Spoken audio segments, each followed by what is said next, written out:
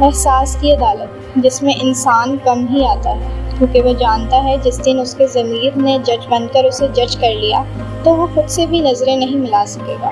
ہم آئے روز کہیں غلطیاں گناہ کر جاتے ہیں، نہ جانے کتنے دل توڑ دیتے ہیں، اور ہمیں احساس تک نہیں ہوتا، ملال تک نہیں ہوتا۔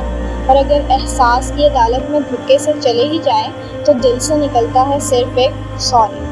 یہ لفظ قتل کر کے آ جاؤ اور معافی نامے پر دستخط کرا لو سے لے کر ٹکرا کر سوری کہنے تک ہمارا ساتھ دیتا ہے، پر کیا اس سے ہمارا نفس پاک ہو جاتا ہے؟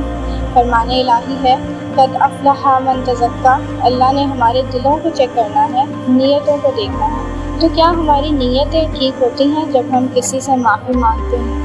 خود کو جانچنے کا حل اپنے آپ کو احساس کی عدالت میں لے جا کر جھنجھوڑنا ہے۔ اس راستے پر ہی اصل کامیابی ہے۔ خلق کی محبت سے ہی اللہ کی محبت ملتی ہے۔ رحمان کو راضی کرنے کے لیے رحمان کے بندے کو بھی راضی کرنا پڑتا ہے۔ محبت کے پھول تقسیم کرنے والوں کے دامن کبھی خوشیوں سے خالی نہیں ہوتے، اور انسان کے اخلاق کا اچھا ہونا ہی اللہ کی محبت کی دلیل ہے۔ مولانا رومی رحمۃ اللہ فرماتے ہیں کہ خدا تک پہنچنے کے بہت سے راستے ہیں، لیکن میں نے خدا کا پسندیدہ راستہ مخلوق سے محبت کو چنا۔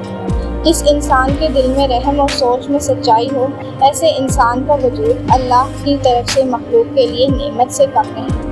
ہمارا معاشرہ اس قدر افراتفری کا شکار ہو چکا ہے، اور ہم اپنی زندگیوں میں اس قدر مگن ہیں کہ دوسروں کی تکلیف کو محسوس ہی نہیں کرتے۔ انسان کا یہ عمل اللہ کی مخلوق کے لیے وبال جان بن رہا ہے، جو معاشرے کے اندر فتنہ و فساد پھیلا رہا ہے۔